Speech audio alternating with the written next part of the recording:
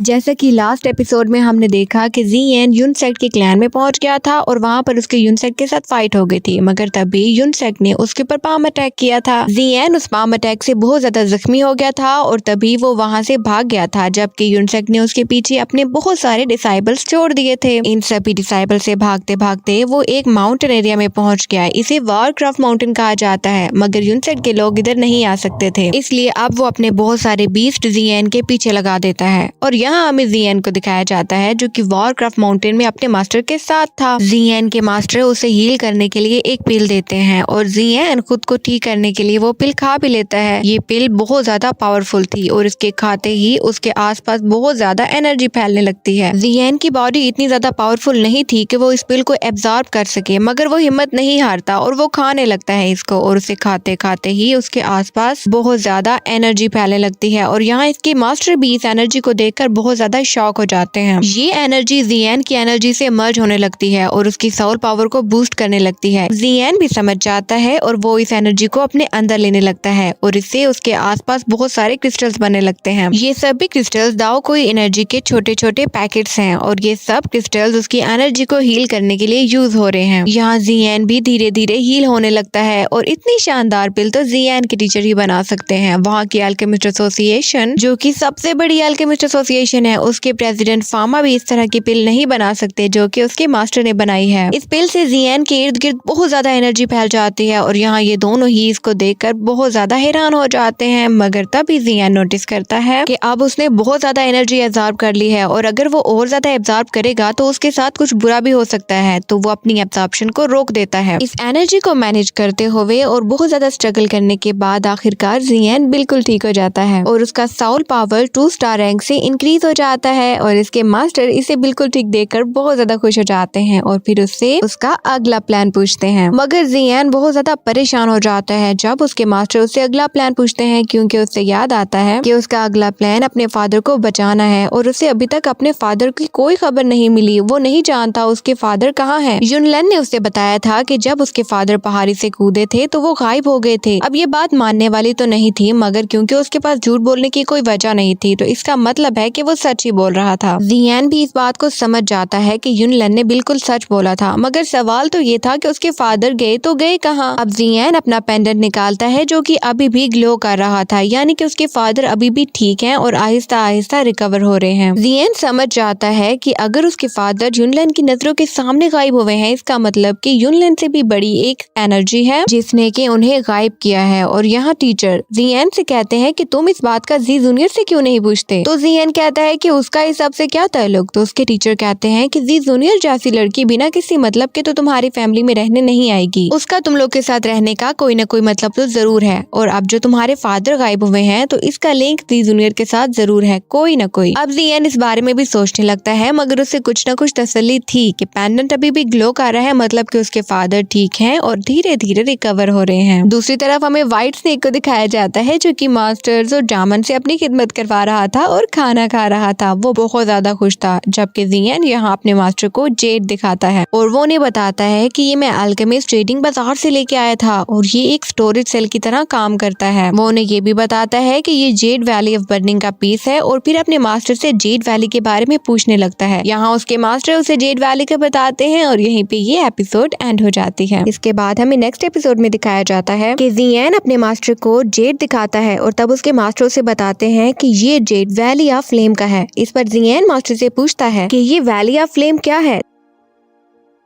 तो उसके मास्टर उसे बताते हैं कि ये एक फोर्स है जो कि 2 की कॉन्टिनेंट में मौजूद है। उसके मास्टर उसे बताते हैं कि ये वैली तो यूनसेक से भी ज्यादा ताकतवर है और यहाँ के लोग फायर की टेक्निक्स को यूज करने में बहुत ज्यादा स्किलफुल हैं। ये बात सुनकर ज़ियन काफी हैरान हो गया था कि ऐसा तो मुझे पहली दफा पता चला है कि यहाँ पर यूनसेक से भी ज्यादा ताकतवर कोई चीज है। इस पर उसके मास्टर हंसते हैं और उससे कहते हैं कि तुम अभी नए हो, तुम्हें यहाँ की बहुत सी बातों के बारे में नहीं पता। बहुत से इस कॉन्टिनेंट में ऐसी भी जगह है जो कि यूनसेक से भी ज्यादा ताकतवर है और तुम्हें अभी और भी बहुत ज्यादा मेहनत की जरूरत है। उसके टीचर उससे कहते हैं कि तुम जहाँ भी जाओगे वहाँ पर तुम्हें अलग अलग किस्म की मुश्किलात का सामना करना पड़ेगा और टाइम के साथ साथ तुम्हें अपनी इनर स्ट्रेंथ को मजबूत करना होगा। ये सब बातें सुनकर जियान सोच में पड़ जाता है और फिर अपने मास्टर से कहता है कि मुझे एलियन फायर को हासिल करना होगा और इसको एब्जॉर्ब मैं इसलिए करना चाहता हूँ कि इसके बाद मेरी सोल पावर बहुत ज्यादा स्ट्रांग हो जाएगी और जैसे ही वो स्ट्रांग होगी उसके बाद मैं अपने मास्टर को अपने साथ रख पाऊंगा। इसके बाद जियान बहुत ज्यादा परेशान हो जाता है क्योंकि उसे पुरानी बातें याद आ जाती हैं। वो देखता है कि उसके मास्टर तो उसकी बहुत ज्यादा केयर करते हैं मगर वो बहुत ही सेल्फिश रहा। उसने 3 ईयर एग्रीमेंट के चक्कर में अपने मास्टर को सुला दिया। उसने मोशेंग को मारने के लिए अपनी इतनी ज्यादा एनर्जी का यूज कर लिया कि जिससे उसके मास्टर सो गए और अब वो ऐसी कोई भी अहमकाना हरकत नहीं करना चाहता और वो चाहता है कि अपनी सोल पावर को ज्यादा से ज्यादा स्ट्रॉन्ग करे जिससे उसके मास्टर पहले की तरह कभी भी ना सोए। यहाँ जियान बहुत ज्यादा परेशान था और वो अपने आप को ही ब्लेम कर रहा था तो उसके मास्टर उससे कहते हैं कि तुम खुद को ब्लेम मत करो, हर कोई ही सेल्फिश है। जब मैंने पहली दफा तुम्हें मार्शल आर्ट सिखाया था तो तब भी मेरा एक पर्पस था, मैं चाहता था कि तुम्हारी सोल पावर इंक्रीज हो और जब तुम्हारी सोल पावर बढ़ेगी तो मुझे भी वापस मेरी बॉडी मिल जाएगी। वो उसे बताते हैं कि अगर तुम्हारी सोल पावर बढ़ जाती तो मैं भी ज्यादा टाइम के लिए तुम्हारी बॉडी में रह सकता था। मैं भी बस तुम्हारा यूज कर रहा था और मैं चाहता था कि मैं तुम्हारा यूज करके खुद को काफी अरसे तक तुम्हारी बॉडी में रख सकूं। मैं भी बस तुम्हारा यूज कर रहा था और तुम्हें एक होस्ट की तरह ट्रीट कर रहा था। वो उसे बताते हैं कि तुम मेरी बॉडी मुझे वापस ऐसे दिला सकते थे क्योंकि मैंने तुम्हें अल्केमिस्ट की काफी चीजें सिखा दी थी, तुम्हें एक अच्छा अल्केमिस्ट बना दिया था और जब तुम अच्छे अल्केमिस्ट बनते उसके बाद तुम ऐसी मेडिसिन तैयार करते जिससे मेरी सोल पावर बढ़ जानी थी और मेरी बॉडी मुझे वापस मिल जानी थी। तुम्हें मार्शल आर्ट्स और अल्केमिस्ट सिखाने में मेरा भी मतलब ही था, लेकिन जब मैं तुम्हारे साथ रहा तुम्हें मैंने अच्छे से जाना, उसके बाद मेरी तुम्हारे बारे में राय बदल गई और मैं तुमसे इतना ज्यादा अटैच हो गया कि मैं तुम्हें अपने डिसाइबल की तरह मानने लगा और मैं तुम्हारी केयर करने लगा। और सच तो ये है कि आज तक मैंने जितने भी डिसाइबल्स को ट्रेनिंग दी है उनमें तुम मेरे सबसे अच्छे डिसाइबल्स हो और मैं जितना तुम्हारे साथ अटैच हुआ हूँ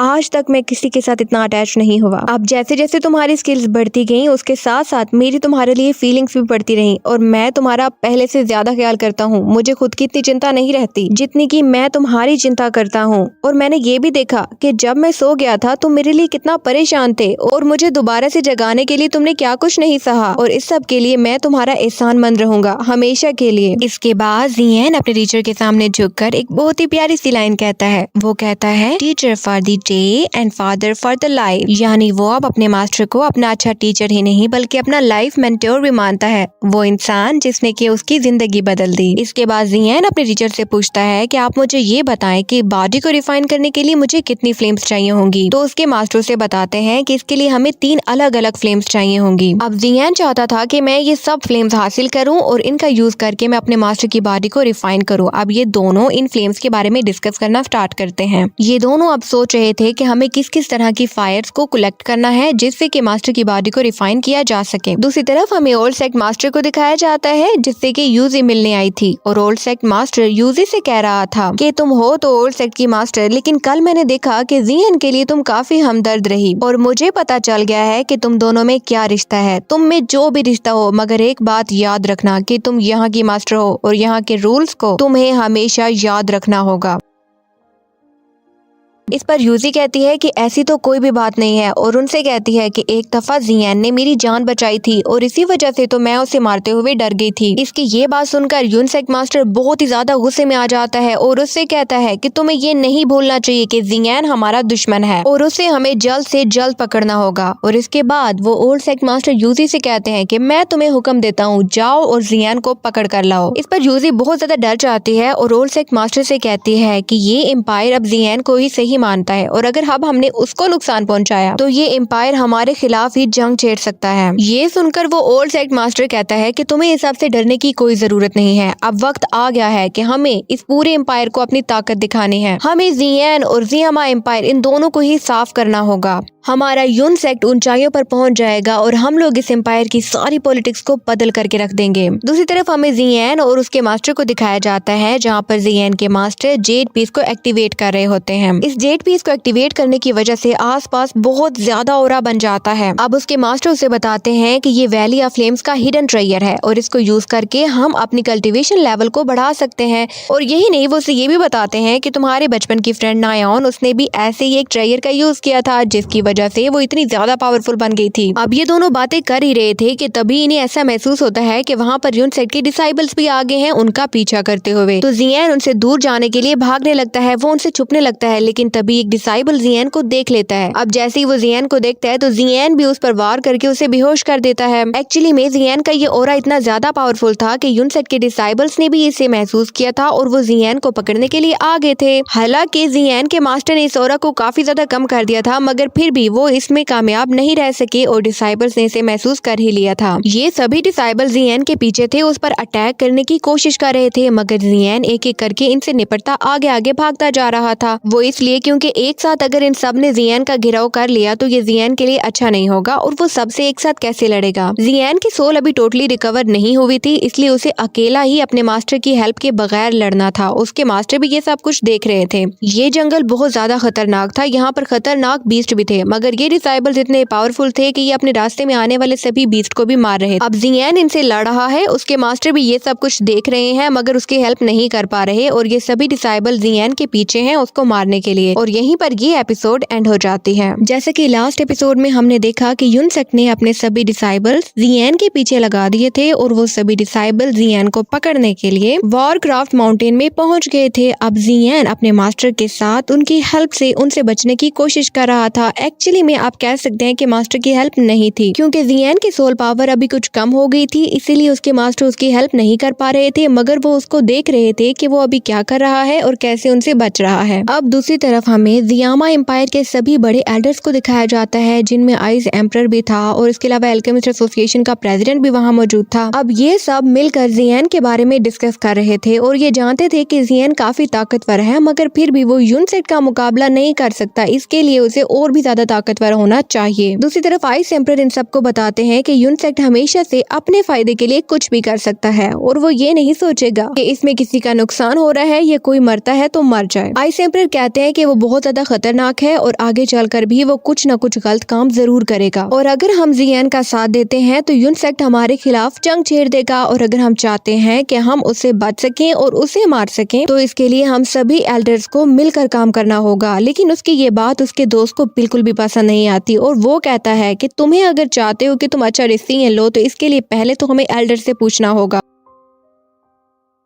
क्या वो भी इस सब के लिए राजी हैं या नहीं हैं, क्योंकि ऐसा भी तो हो सकता है कि ये सभी एल्डर्स यूनसेट से डर जाएं और फिर उससे बगावत करने के लिए ये सब राजी ही ना हो। इस पर आइस एम्परर को गुस्सा आ जाता है और वो कहते हैं कि अगर हम आज कुछ नहीं करेंगे तो हम कब करेंगे, और तुम लोग उससे डरते रहो मगर मैं उससे नहीं डरता। और फिर वो वहाँ से चला जाता है गुस्सा होकर। उनके जाने के बाद ये सभी एल्डर्स बैठे थे और इनमें भी दो ग्रुप्स बन जाते हैं। एक ग्रुप तो वो था जो कि जियन का साथ देना चाहता था और यूनसेट से नहीं डरता था, जिसमें आइस एम्परर भी थे, जबकि दूसरा ग्रुप वो था जो कि यूनसेट के खिलाफ कुछ भी नहीं करना चाहते थे, वो उससे डर रहे थे। अब दूसरी तरफ हमें जियन को दिखाया जाता है जो कि यूनसेट के डिसाइबल से बच रहा था, और इसके साथ साथ यूनसेट के 3 एल्डर्स भी थे जो कि काफी ज्यादा पावरफुल थे और उनकी पावर इतनी ज्यादा थी कि वो जियन के ऑरा को भी महसूस कर पा रहे थे, और इसी वजह से उन्हें ये भी मालूम था कि जियन कहाँ जा रहा है, वो उसकी लोकेशन को भी ट्रेस कर सकते थे। अब जियन इनसे भाग रहा था और उसे कुछ न कुछ सोचना था, क्योंकि उसकी सोल पावर भी अभी इतनी ज्यादा नहीं थी कि वो इनसे लड़ सके और उन्हें इनसे भागने के लिए कुछ अलग करना था। इस वक्त जियन का मेन पर्पस ये था कि वो इन तीनों एल्डर से बच सके, क्योंकि वो तो उसका ऑरा भी महसूस कर पा रहे थे। और तभी जियन इस एम्पायर से बाहर निकलने की कोशिश करता है, लेकिन तभी ये एम्पायर जियन का पीछा करते करते उसके पास पहुंच जाते हैं। और यही नहीं, बाकी डिसाइबल्स जो भी जियन के पीछे लगे हुए थे वो भी वहाँ पहुंच जाते हैं और आकर जियन पर अटैक कर देते हैं। अब जियन भी उन पर काउंटर अटैक करता है, हिम्मत नहीं हारता और उनसे लड़ना स्टार्ट कर देता है। अब जियन जब इन सब से फाइट कर रहा था तो उनमें से एक डिसाइबल को जियन मारने ही वाला था, लेकिन तभी वो उसे छोड़ देता है, उसे उस पर तरस आ जाता है। लेकिन ये डिसाइबल इतना अच्छा नहीं था।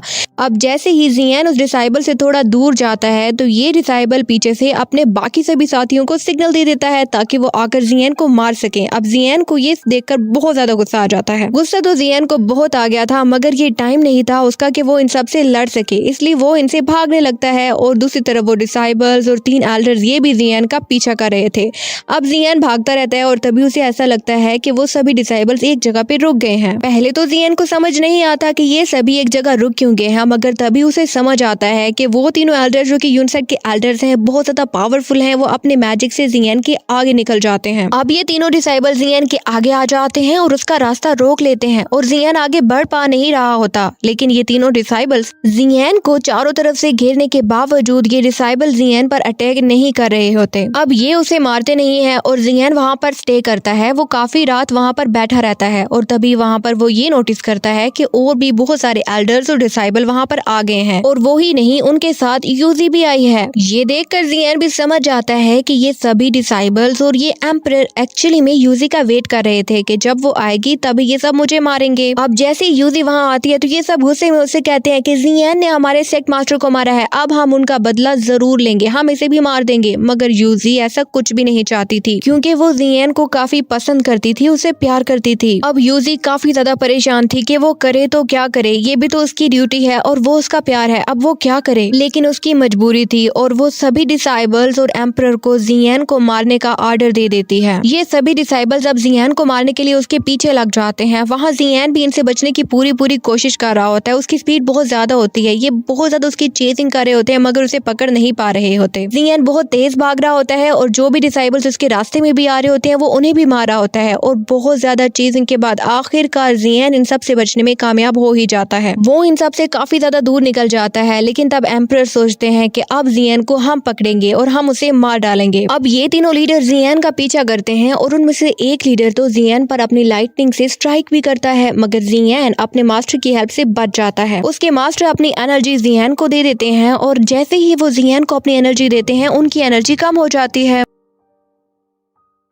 जिसकी वजह से जियान जब अपने मास्टर से बात करने की कोशिश करता है तो वो उसे कोई जवाब नहीं देते। अपने टीचर की ये हालत देखकर जियान को भी बहुत ज्यादा गुस्सा आ जाता है और अब वो पहले तो खाई में जाता है और क्वीन मेडुसा को अपने साथ लेता है। दूसरी तरफ ये तीनों डिसाइबल तो जियान को हर हाल में मारना चाहते थे और या फिर अगर मारे नहीं तो उसे पकड़ कर तो जरूर उन्हें यूनसेट के पास लेकर जाना ही था। और इसके लिए अब ये एक प्लान बनाते हैं और जाकर जियान को भड़काने की कोशिश करते हैं और उससे कहते हैं कि जिस रात तुम्हारे फादर को मारा गया हम तीनों भी वहाँ मौजूद थे और हमने खूब तमाशा देखा था जब तुम्हारे पापा को मारा जा रहा था। हम सब ने एक एक करके तुम्हारे फादर की हड्डी पसली तोड़ दी। हमने उन्हें इतना मारा कि वो रो रो कर हमारे सामने गिड़गिड़ा रहे थे कि मुझे छोड़ दो। और वही नहीं, तुम्हारा पूरा खानदान भी रो रहा था और हमसे भीख मांग रहा था कि हमें छोड़ दो, लेकिन हमने किसी पर भी तरस नहीं खाया। ये सब सुनकर जियान को बहुत ज्यादा गुस्सा आ जाता है और तभी वो एक चट्टान पर खड़े होकर उन सब से कहता है कि तुम सब ने मिलकर मेरे पापा की बुरी हालत की, लेकिन तुम लोगों ने मार तो नहीं पाए, वो मेरी तरह बहादुर थे। इस पर वो लोग कहते हैं कि क्या हुआ अगर हमने तुम्हारे पापा को नहीं मारा तो आज हम तुम्हें मार देंगे और तुम्हें मारने के बाद तुम्हारे फादर को भी ढूंढ निकालेंगे और जैसे उनकी पहले हालत की थी इस दफा उससे भी बुरी हालत करके हम उन्हें भी मार देंगे, हम तुम दोनों को मार देंगे। अब ये सब सुनकर जियान को बहुत ज्यादा गुस्सा आ जाता है और वो उनसे कहता है कि अगर तुम में हिम्मत है तो मुझे मार कर दिखाओ। इस पर ये सब एल्डर जियान की तरफ बढ़ते हैं मगर जियान भी अब इनसे नहीं डरता।